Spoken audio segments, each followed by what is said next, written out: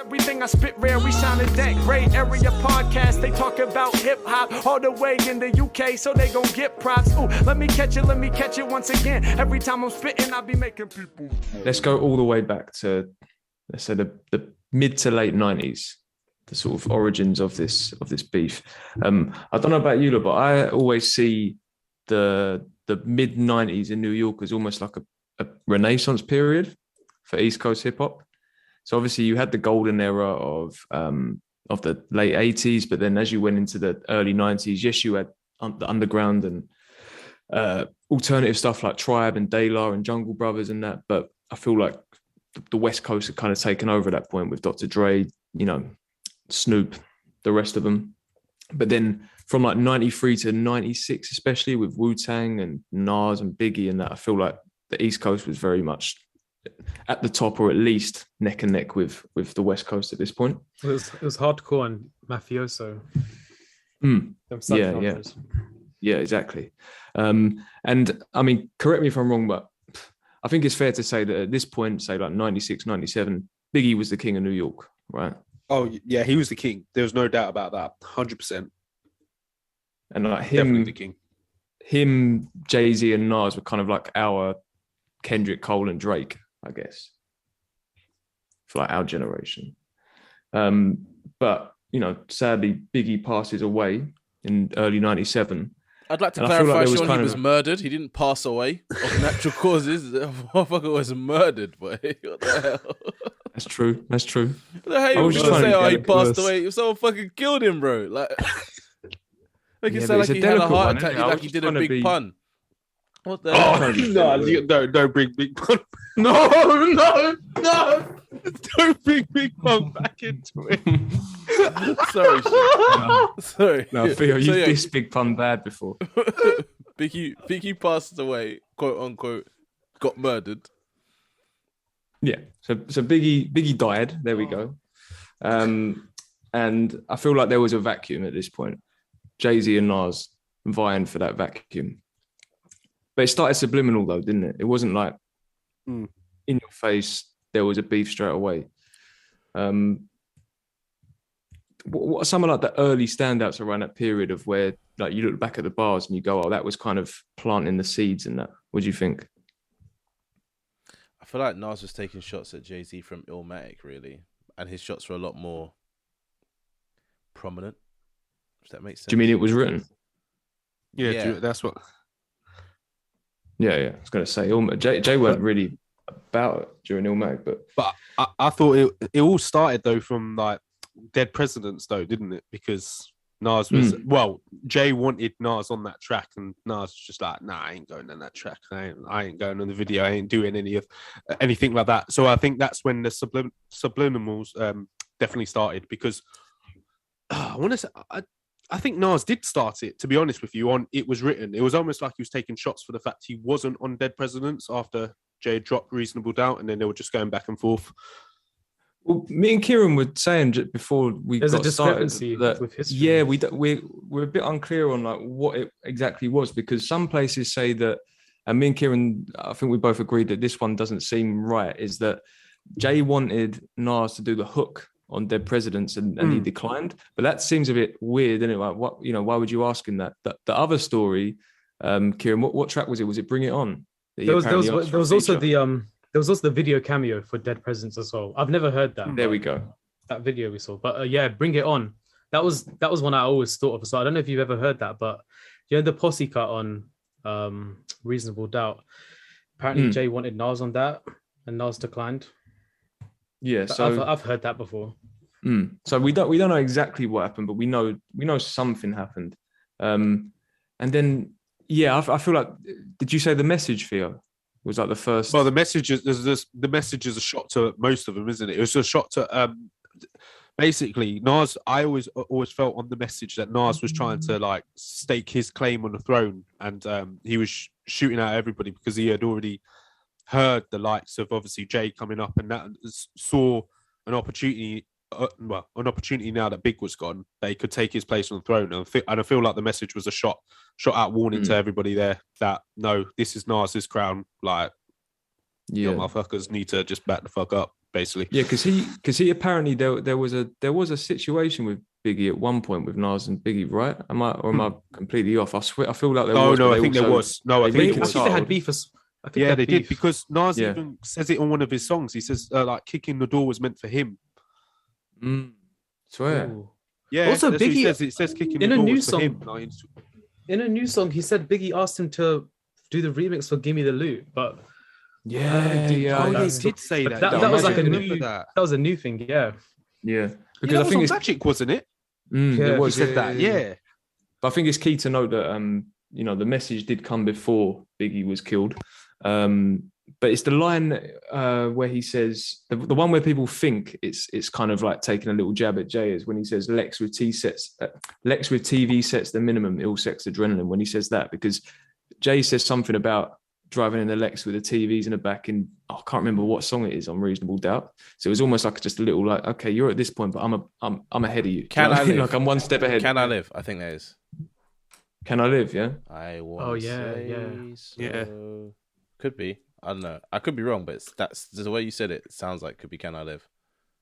Or maybe Can't Knock the Hustle. I don't know. Anyway, but it felt like a little play on that. And I think Nas did address it and said that it wasn't a diss, but he was thinking of Jay with that line. Yeah. Because he addressed it on Hot 97. Because he said it like it was almost like, he was addressing Jay, but it was never meant as like a diss. It was almost like it just came that way because Jay was almost like setting a trend with that, and he's trying to obviously be above that. It was never like a shot at Jay, but it definitely was. It It's definitely almost a compliment, though. had him like, involved. Yeah, exactly. Like, that's exactly what it Jay's was. setting the standard, and like Nas is just going to go above that. That's really what it is. But yeah, so it was written, drops a couple of weeks after Reasonable Doubt. About 6-9 months later, Biggie gets killed, and then there's, in my opinion, this vacuum of like who's going to take the crown. But I feel like because Jay-Z's friends with Biggie, he's like, it's me, obviously. Do you know what I mean? Like I'm friends with this guy. Obviously, he's died. I'm the next, really, that kind of rightful heir to the throne. Which in hip hop, that's not really there's no like hierarchy of like, oh, this person's next in line. It's more like you have to fight for it type thing. But Jay-Z kind of just assumed this role that it must be mine. Yeah. Well, on the next album, you've got Where I'm From, where he has the famous line, "Who's the best MCs? Biggie, Jay-Z, and Nas." But then there's the track "The City Is Mine," which, oh my god, has not aged well. That is not a good song. The thing is with that album, though, Jay kind of took Biggie's sound on that album. I think he's got a lot of Puff Daddy production on it as well. Correct me if I'm wrong. I think so, though, just from memory. And it was kind of the start of that era, wasn't it? The bling bling. Yeah, but he didn't really do that on Reasonable Doubt while Biggie was alive. But after Biggie's gone, he's kind of like jumping on the sound. And he's capable of it, though. I don't actually think Nas is capable of jumping on that sound, but Jay is, and it makes sense for him to be like, I love the dough. Next Biggie. I love the dough as an example of that. Still sounds good today. So there's this whole sort of, like you said, Sam, it's like he kind of just assumed the throne after Biggie, and then Nas is still knocking about, and we get tracks like "We Will Survive" off the next album.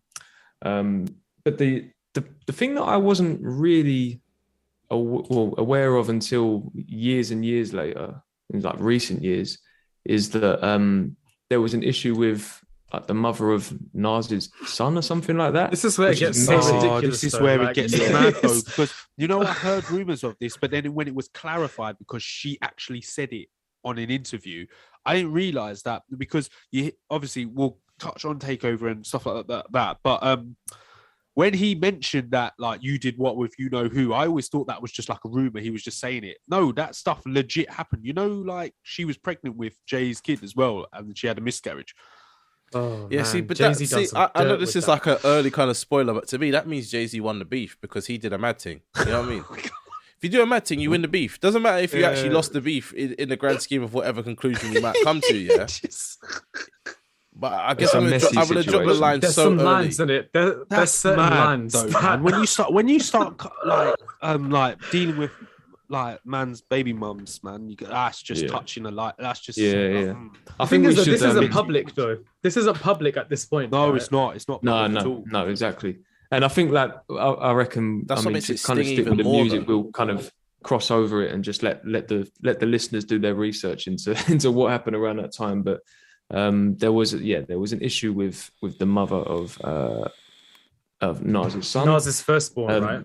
No, Nas's I think it's the daughter. Yeah. The daughter. Yeah, it's his daughter.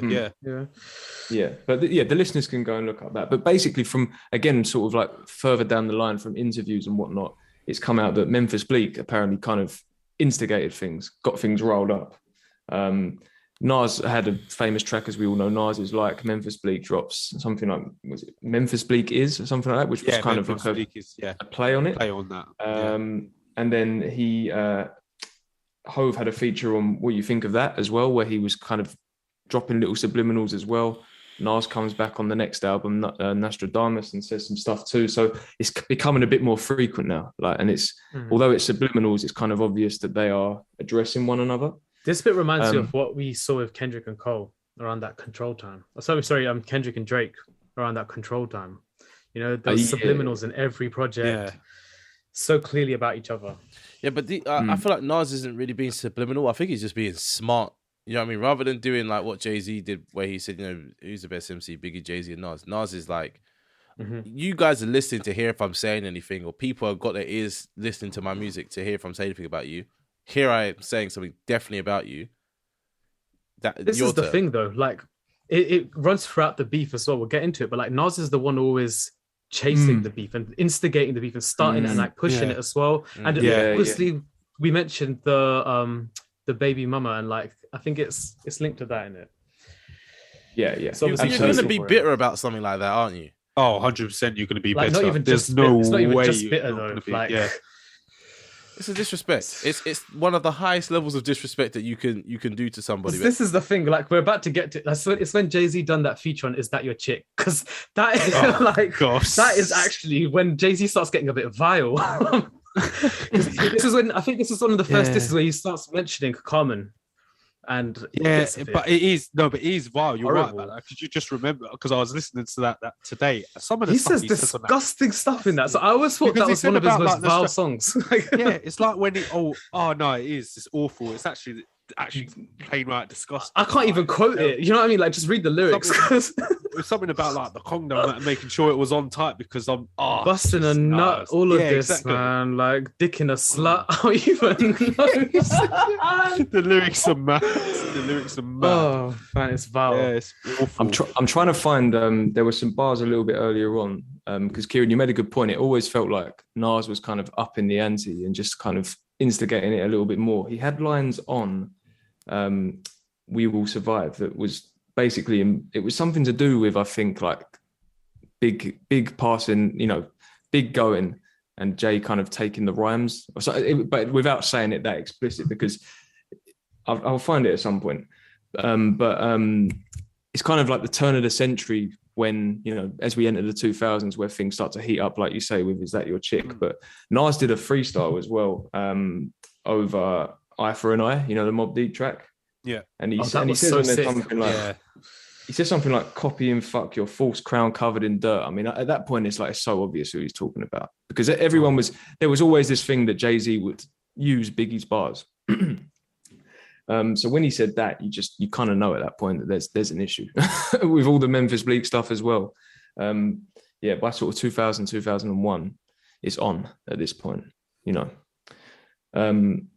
And then also there was a track called "The Bridge" 2001, where he kind of sent for the whole of Rockefeller, but again, without like singling anyone out. I think it was more Memphis Bleek at this point, but obviously that's Jay's man, isn't it? It's almost like Jay-Z sent Memphis Bleek in to sort of... No, but this is what I was about to touch on, because it's true, because it was like, that's exactly what it feels like, though. It almost feels like Jay was like, right, let me test out how like good Nas really is, or whether I can sort of like, I don't know, battle him in a way, and he's like sent Memphis Bleek in to test the waters and like check him out. And then when he finds out what Nas is really on, then I feel I can take this dude. So then he dips his like toes into the water, but he's definitely it felt like he sent Memphis out just to test the waters. I think the climate was weird though. I feel like the climate was so strange because Nas was obviously in a downhill patch. Like he had "I Am," which was still good, but not as great as the first two. He had "Nostradamus," which is kind of it's not. I don't want to say trash, but yeah. And then like even that Queensbridge compilation is just like it's a whole mess in itself, innit? Like Uchiwali's a banger, but it's a mess as well. But So touching on that, do you feel winning. that? Yeah, but do you feel Rockefeller. that downhill spiral was because of what was happening with Nas' I mother? actually do. No, I don't think I it's just the actually mum thing. I think Yeah. it's like combine the two in it. Like your mum's dying at this moment. Like you know she's got cancer and it's terminal. And the whole of like this whole gang is coming at you. Like Nas doesn't really have a gang at this point. I feel like I don't know where this Queensbridge gang actually came from, but Jay-Z definitely had the Rockefeller first. Yeah. It's a lot to do with. And they did and this is where Jay's just slick. Like they had the Rockefeller Takeover on Hot 97, where they just rapped over Queensbridge beats or Queens artist beats, and it's just like toying with him at this point, isn't it? He knows like he's under Nas's skin. Nas is sending these subliminals, and it's like, let's take over this radio station and just rap over Queens artist beats and just rub it in a little bit more, just kind of winding him up, basically getting him to sort of up the ante again, I guess. But apparently they ran into each other at a party. Jay-Z and Nas around this time. Yeah, I saw that in the video that you sent, and what he said was, I went up to before that, I think he said he tried to call him or something. He paged him and was paging or something. Yeah, he paged him. He said, "Call me," and then he called him. He wasn't there. Then he called him and he spoke. He's like, "What's going on?" He's like, "Nothing. We're cool." Then he ran into him at a party and did the same thing, like, "Are we cool?" Which is like an odd kind of move to make, because in my eyes, if you have beef with someone, like, I don't know if on-sighting someone existed back then, but it didn't seem like Nas was on this on-site thing that he was later saying that he was on, because he, you know what I mean? He was just like, come up to him like, "Are we okay?" And Jay-Z's like, "Yeah." Obviously, Jay-Z's going to say, yeah, he doesn't care, because he's got that. Yeah. He's got pocket aces right now. He's fucked your missus. These people don't want to die, though, like Tupac and Biggie. Yeah. So that's one thing. If you see someone, you will want to squash it. You'll want to squash the beef straight away as soon as you see them. This is what I'm thinking. Maybe they're in this like weird space where they're like, "Oh yeah, we're beefing," but like I want to know that it's not that type of beef where we end up losing more people out the scene. It's like grime beefs, isn't it? Nah, grime beefs. I also think that Jay always saw this as a marketing thing. I think he knew that this would sell. So I think from Jay's side, it was never, up until this point, it wasn't that deep. But Nas, obviously, with the whole thing with the baby mother and what was going on with his mum and this and that, he's clearly not in the best of spaces. So it is personal to him. Whereas with Jay-Z, it's like, I don't think it wasn't that deep to him. I think he saw the money that could be made from it. So when they saw each other in person, it was easy for him to just kind of palm it off. But it was Summer Jam, wasn't it? That's what kind of triggered it. Oh, yeah. It was Summer Jam. Have you ever seen any of that stuff before? It's legendary, man. When he brought Michael Jackson. There's not much out there. Yeah, he brought Michael Jackson. There's that interview after where he's just like staring into the camera, like on one. Jay-Z is mad. Like, he just at this point he's like at the peak of his powers. And he just can't be touched. But he drops bars from from what would become Takeover. I think he had the picture of Prodigy as a kid. Like, just in dance ballerina outfit or something like that. Man. It's so rude. Bad. And I think he dropped the first verse from Takeover, and then I think, is it at the end of that verse he says, "Ask Nas, he don't want it with Hove." No, yeah, because that's how the second verse finishes. Because he finishes off like dissing. Second verse, yeah. But yeah, finishes off dissing Prodigy on Mod Deep, and it's the last line on that. It's like, "You don't want it with Hove," like, and then it mentions Nas's name on it. But then obviously that last verse, which is about Nas, comes out when the blueprint comes out. It doesn't come out on Summer Jam. So at this point, a name is mentioned. He's proper sent for other Queens artists. And then Nas hops on Hot 97 and drops that H to the Omo freestyle, which hasn't aged quite so well, but it was, again, like, it was very much on at this point. And kind of was the setting, we had the setting ready for the two classic tracks, basically. Should we restart the call? I think we've got 2 minutes. Hop in and hop out. Yeah. Everybody loves to say that. That's my favorite part to cut. That's my favorite part to cut out of the edit. Is one of us says hop in and hop out. It could be me, it could be Sean. Sometimes Kieran even says it, but Kieran just starts laughing when he says it.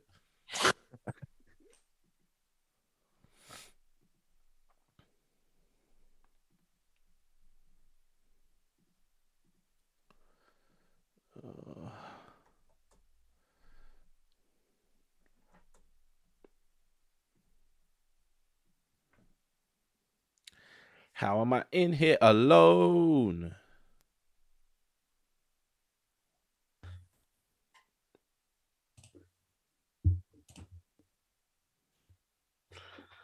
Here we go.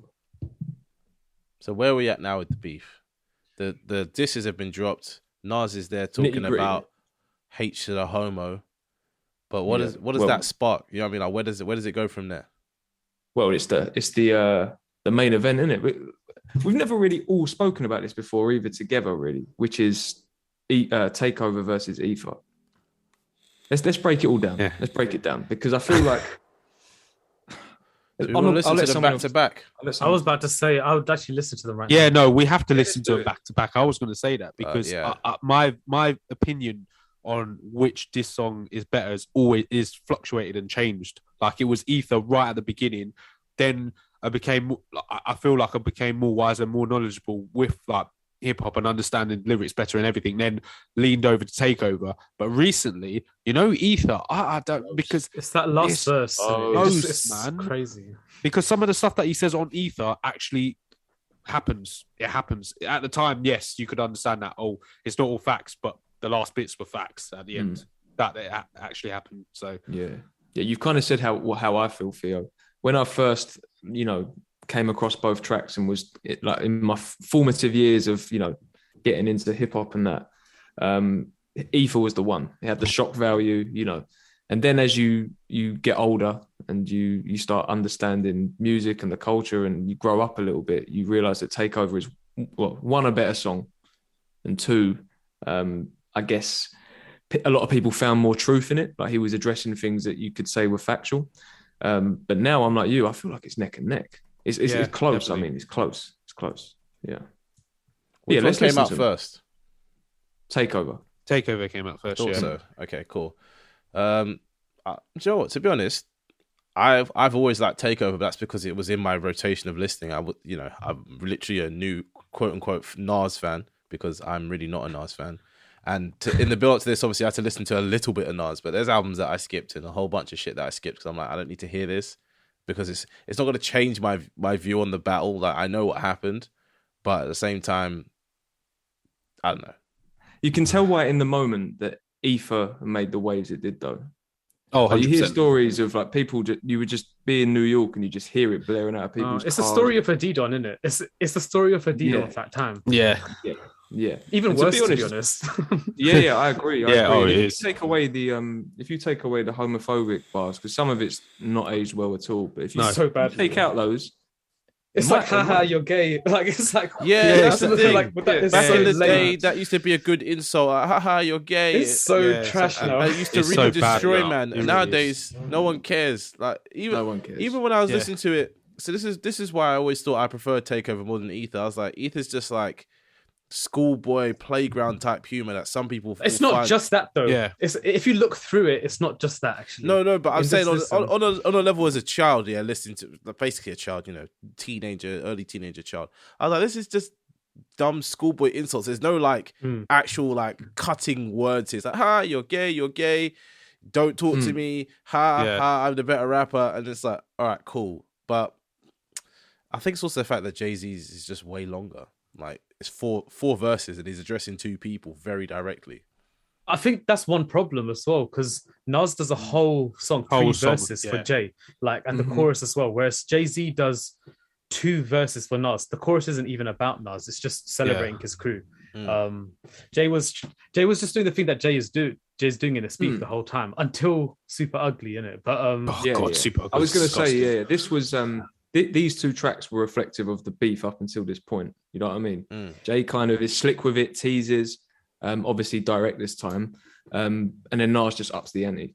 I said this in the group though. This was my problem because I don't understand why people compare these two. I know they're the best diss tracks of the whole beef, but I feel like Jay-Z did on Super Ugly what Nas did on Ether. So I felt like they should be compared rather than Takeover doesn't compare to Ether in a way like you're right though because Jay even touches on that. Jay says Super Ugly comes from the fact that Nas took it to a whole new level of disrespect. Exactly. So like, Jay wanted to match and go above that and said, well, if Ether is that disrespectful, I'm going to up that and get even more disrespectful. Like I feel like this comparison's rigged in itself because it's like you listen to both back to back and like Nas went in more than Jay-Z, but it's like Jay wasn't trying to go in like Nas until Nas did that. Well, it's the first. This is the problem. If in a fight, if I say, look, or not even a fight, if we're we're like, blow for blow, and I'm be like, look, we can punch each other. I'm gonna punch you, and then you can punch me back.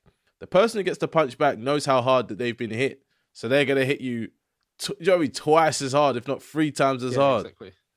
And it's like if you can come back from that, it's gonna be a nice blow back. But it's like it's already too late. You've been, completely demolished. Jay dropped 2 dead diss tracks that we can't even find online because they're so bad. Like, apparently. But this is why he's a billionaire, man. He's erased it from the internet. This is why rich man money.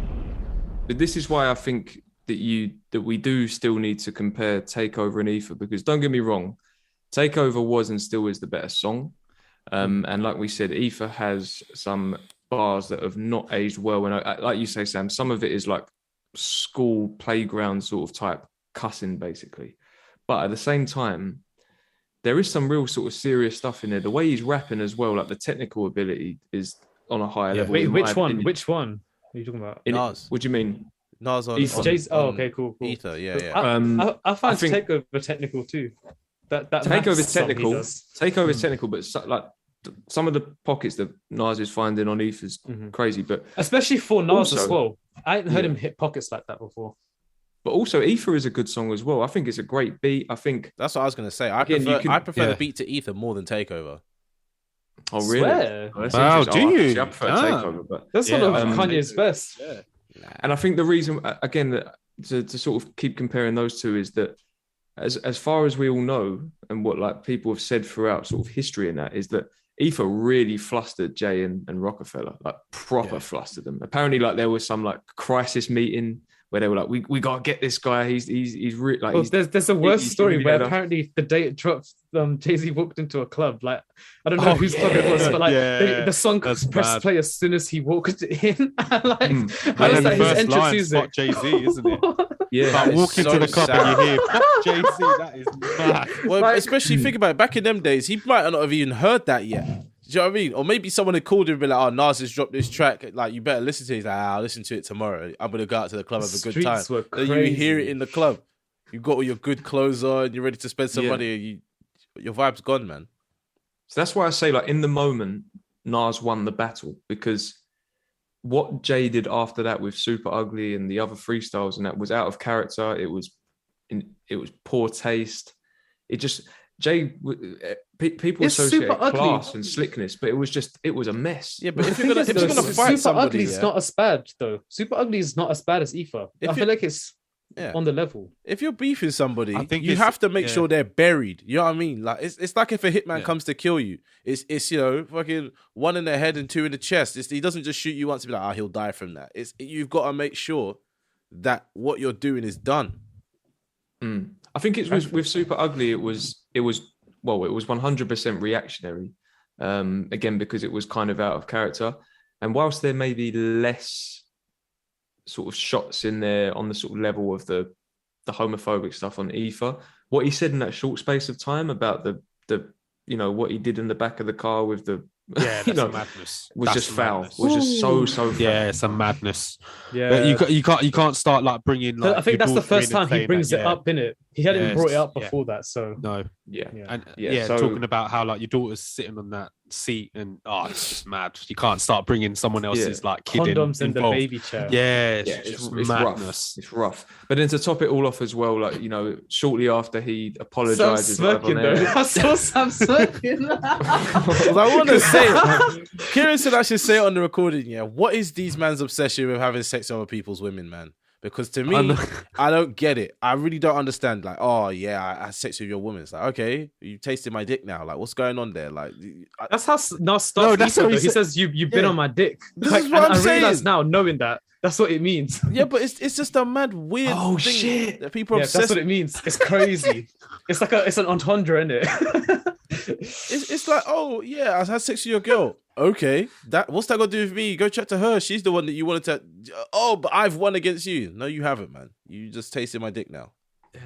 Yeah, it's all a bit strange. But for Jay to then follow up with an apology live on there and how his mum got involved and said she didn't like what she was hearing. I mean, fair play. I respect that he did that. And Nas did that as well.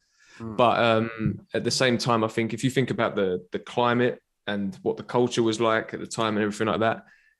In the moment, Nas won. But I don't think there's any question. The culture was kind of ignorant, though. Yeah, but it's not. That's what I was implying. The whole thing you've been ethered though, hasn't it? So like, when everyone heard ether, like every diss track now, like you always say, "Oh, that person's been ethered." It's like a thing. Like everyone always says it, so it created a massive. You know what? The thing is, though, it is like that third verse. I think it's like halfway through. Like every single bar is a new diss about Jay-Z, and like every single one hits him. It's sort of like the Foxy Brown line, the Eminem line. Like there's so many lines that like, okay, Jay-Z can't come back from this because he's just ended. Like he's exposed everything. He hasn't even mentioned the common kind of thing. But I think that's the best way to win at a beef. Is just to say as much mad things as you can. If you got loads, then go off. But if you've only got a few, you need to just find new ways to keep remixing it and saying it, and the other person's just going to be bamboozled because their head's going to be like, I can't. You know what I mean? I can't. Jay-Z was bamboozled, wasn't he? Absolutely bamboozled. And also, you know the way we rate back to back, Drake's back to back, and how it was like a club anthem. And yeah. Could you imagine being in that club when Ether dropped and hearing that "fuck Jay-Z" thing? That'd be mad. That'd be mad. Yeah, absolutely wild. Imagine being in the club when Jay-Z walked in and that started playing. Yeah, Jesus, man, awkward. Just want to dance, but you can't. Yeah. But so I don't know if you all agree with me. I think Nas won the battle at this point. I think. Yeah, he did. Yeah, Nas won. But he did a lot of low blows in it, but he still won despite that. Yeah. I don't think it's a question. I don't think it's a question of like he won the battle because it's obvious. It's very, very obvious if you just listen to both tracks like we did back to back.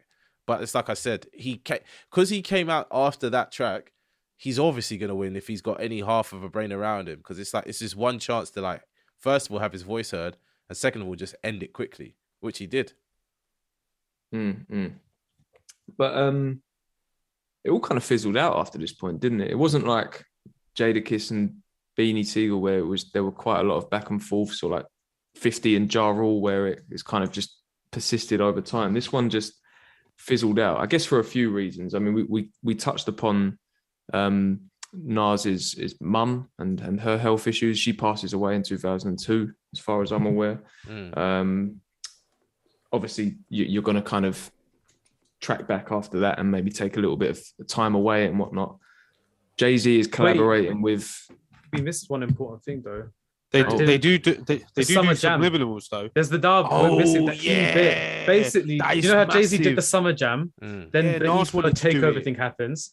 And then the mum thing happens. So there's like, let's squash the beef. But then, I don't know. I think Nas is on cocaine at this point or something because he started going crazy. Like he was going on like radio shows and just saying the most. He was saying crazy stuff. And he was like, and I'm here. Why am I saying this? Because I can. Like, I'm just like, what is on? Yeah. Like Nas is definitely having coke at this point. Straight is this up. when he was like saying, "Oh, Cameron, like I like the single, but the album's trash." It was getting weird. And honestly, he was sounding like Kanye nowadays. It's like, it was. Are we going to take into account of what we just said? So we said his mum died, so it's like maybe he was having a bit of a mental breakdown, and in that mental breakdown, he was really annoyed at Hot 97 though, because he was meant to headline Summer Jam, but he wanted to have the prop about like Jay-Z being lynched, and they wouldn't have that. Well, and then he was like, "That's a bit." He was saying he was trying to elevate hip hop, or something. He was saying like, "I'm trying to elevate hip hop." Like, what kind of excuse is that? That's a mad thing to do, to have anybody lynched on stage. I know. I think obviously your mum passing away is going to have a huge impact, but I think it's more the Summer Jam thing in terms of the shots fired to. I mean, he was angry with Hot 97, Angie Martinez, like we said, he was dissing Cameron and Nori, and he was just sort of sending for everyone. I think getting pulled, what I think it said to him in his sort of state at that point was, you guys, you're on Jay-Z's team. Do you know what I mean? You let him headline. He did what he did. I wanted to do my thing. You've pulled me. I see now that there's a line drawn in the sand. You know, there's Jay-Z and Hot 97. There's me and Power 105. Do you get what I mean? So, and then at the same time, Jay-Z is laying low. Do you think Jay-Z might have had some kind of hand in that? Like being able to make sure that he didn't do Summer Jam? I feel like it. Yeah, I reckon he had a relationship with... I mean, we saw like there was the Rockefeller takeover and stuff. I reckon he had a really good relationship with like Funk Flex and Yeah, Angie that's what I'm saying. Martinez. Do you feel I like feel like they might that have called him and been like, "Yo, we're gonna let Nas perform, Yeah. yeah, but he wants to do something," and he's like, "Nah." You know what I mean? Yeah. Cancel that, please. You know what I mean? Also, I think Jay at this point, after the whole, like I said, the apology and the way that was probably perceived by people, he was probably taking a bit of a step back. He was also collabing with a certain singer. God, yeah, that was mad. Yeah, and Nas called him out for that. yeah. Nas called him out Yeah, big time for that. We won't. This is interesting though. Like the beef became more like outside of the music, and it was more about like the business stuff and all of that. Yeah, like on interviews they were talking about each other still. I guess because people are triggering them to answer questions, but the way it fizzled out was strange. But then Nas still instigated it though on Godson. That's what I was saying. He did subliminals on Godson. He was still instigating some of this beat. Like I was listening to it today. He's still like talking about Jay on that.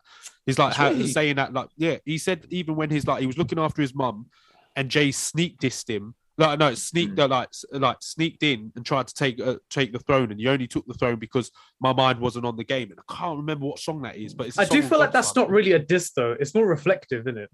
It's reflective, but there was other stuff in. I can't. Oh, do you know what though? At this time, there's a few other ones that nobody remembers because when we were watching that video, like that Sean sent us, they were crap. Like I don't know what kind of bars they were rapping, but like there's some really crap was that, especially Nas was doing. Like I don't. They were both clutching at straws to try and like keep a beef going that they weren't invested in anymore. I don't really know what was going on. Maybe it just became part of their mindset when they were writing that, like, oh, I have to send shots at this the man. The bars right are crap. Like they sound like high school raps. You know, like when you were like 13 and you'd do like a clash with someone in the playground. It literally sounds like that. Like, Jay, you can't rap anymore. Like this kind of stuff. Like, there's some slick stuff though. But I know you're Theo. When you said about Godson, I feel like Nas actually explicitly addressed the situation as well in like a storytelling way.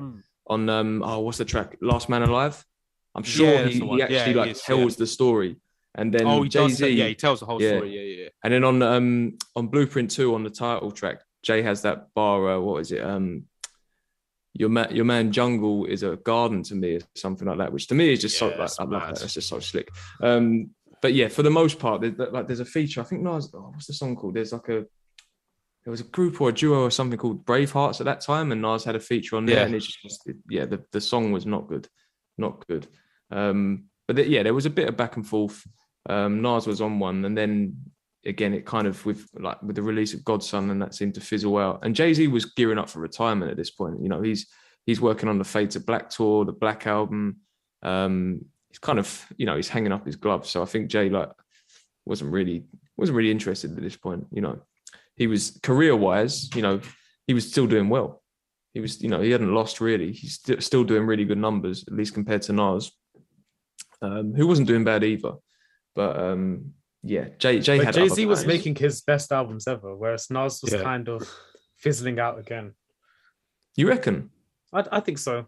Like, I don't know. Look at how it goes from Stillmatic, Lost Tapes, Godson, Street Disciple. That's like a downhill journey. Whereas Jay-Z's that's the problem. When it's still high level rap, like your journey down might be someone's highest peak. Do you see what I'm trying to say? Do you mean commercially, Kieran? I'll talk about my own personal opinion.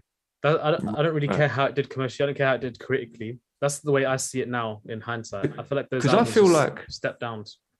Because I think that we'll get to it towards the end, I guess, but there's like 3 errors for me that stand out with Nas as like his best errors. And one of those I would consider to be sort of between Stillmatic to Godson, maybe even Street's Disciple if you want to push it.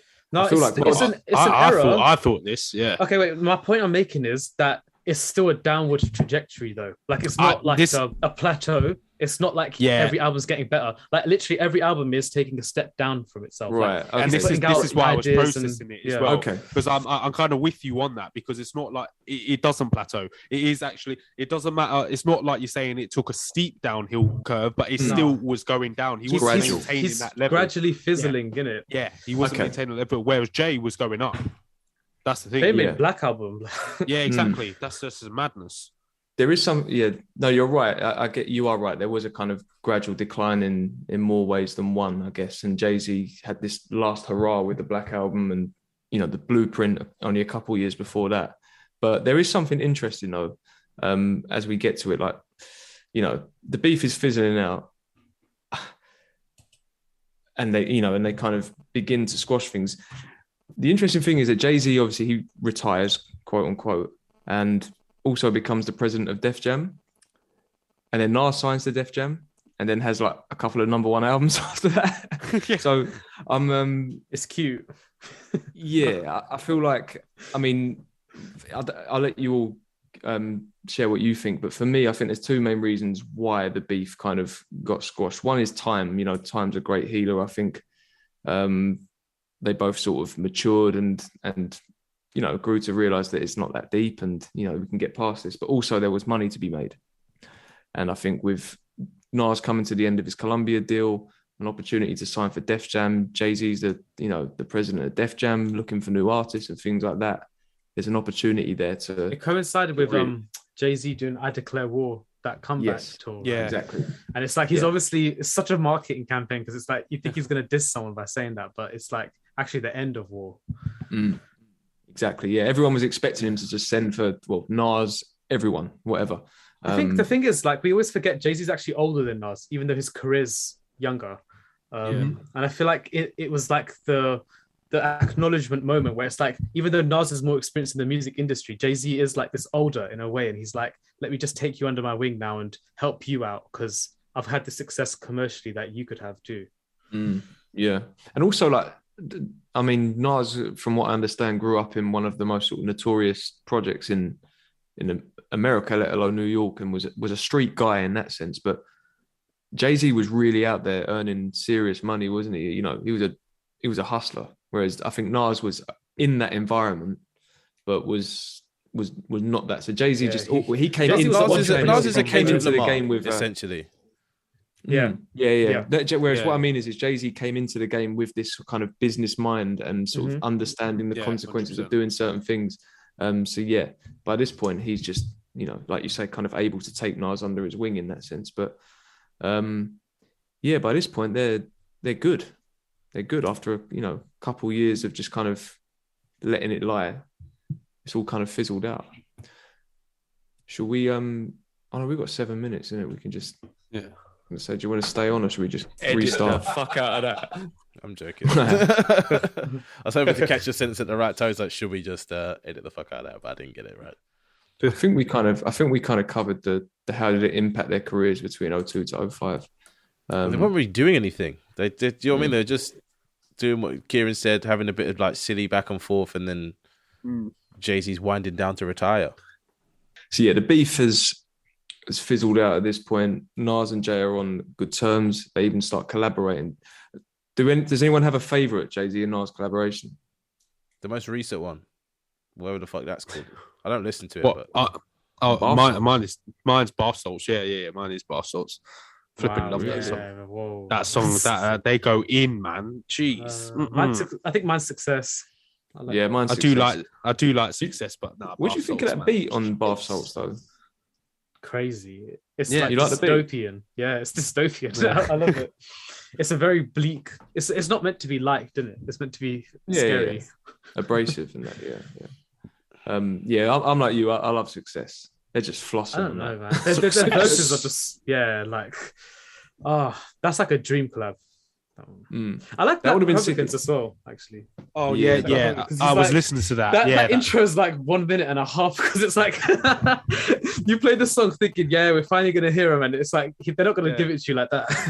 But they just gas it though. It's like the way how Jay says, "Oh yeah, 4 bars," and then you just go in, and then we just start dancing, and it's like. But then we just go in, and then it just starts going off. But like you said, it's a minute and a half later. This is the madness. What about Sorry Not Sorry as well? Sam said that one. Yeah, that's a good beat. I prefer Bath Salts, man. I don't like the bars on that really that much though. Yeah, the bars on that are just they're not for me. What about BBC as well? 2 Bs and 3 Bs and all that stuff. What about BBC? BBC. Billionaire Boys Club. That's on Magna Carta. Oh, Pharrell produced it with Timbaland. Nas is I on like that. Are you sure about that? Yeah. I always like I that don't listen one. to that song that well. Nas is flossing on that. Did they do like a video for that, or an advert, or like some sort of promotion with something? Or something. Yeah. Don't know why I can't remember that song as well, but Yeah, success for me. So at this point, and it's been on our little run through that we have, I was going to ask you all who won the war, but I feel like because of where they're at in their careers now and how everything's transpired, I don't really want to pit them against each other and do that. I mean, we can say that at the end if you want, but I mean, I guess the question I have more, which I think is more fitting, is who would win in a versus? Ooh. Jay-Z would, but that's only because people know Jay-Z's music more than Nas's. Well, That's it depends, a very good point. It depends what That's the a very good versus point. like genre is. Like, are we playing bangers? Are we playing like lyrical tracks? Because Nas would definitely win if it was like a bar for bar. Versus is about playing bangers, like, and Nas doesn't have any club bang. There's no song that you could slap on in a rave that people. Yeah, Jay-Z would win that then. Yeah, Jay-Z would win that all day long because he's got numerous bangers. In the 2010s, Jay-Z just went crazy with commercial bangers. There's too many now. I'm with you though, Kieran, because I think it depends on your audience, right? And as we know with our own battles, you can, if you know your audience and you pick the right songs at the right times, you can get a win, even for an underdog. I agree. I think that Jay-Z would win because a versus is a certain type of, like you say, it's the kind of the hits and the bangers that go off on those. But I don't know, in certain settings, man, when you go over some of Nas's stuff, like Made You Look, Nas is like, there's some real classic tracks in there. I think if someone were to pick really well and just, Jay-Z though, with the beat selection, like it will always influence a person to pick him. Because with Nas, it's like, Nas's best stuff is when like he does some lyrical flow that catches you like instantly. It's like, yeah, okay, this is Nas's run. But with Jay, it's kind of like if you hear just like Paris or something, like just the way those beats just start, you already know, like, I'm clearly just going to give it to Jay-Z for this round because I know he rides this one. And I guess for a versus, I mean, I've never seen Nas live, but I hear he is a good performer. But Jay-Z has just got this different charisma. I've seen both of them live. Nas was interesting live. He was good. I think like the raps in Illmatic were too quick for him to still do at that time. But Jay-Z, on the other hand, I guess he was a bit younger, but Jay-Z, when he did Watch the Throne and he was just rapping like Jigger What, Jigger Who, like that was just unbelievable. Yeah, I remember that from Watch the Throne. He did not miss a bar. Like he stood completely still, but that's his thing, isn't it? Nas wasn't like that. Nas was like a J. Cole type performer, but with less energy. Okay. I mean, he is in his 40s, bless him. So yeah. Let the man live. So, yeah, I guess then official versus, Jay's got it. Hey, it's your boy Theo, and thanks for listening to the Grey Area Podcast. Now, go over and check the Discord. We got loads of different playlists for you guys to check out. And most importantly of all, we want to hear from our community. So go over and check it out. You might get a free seasoning pack. Peace.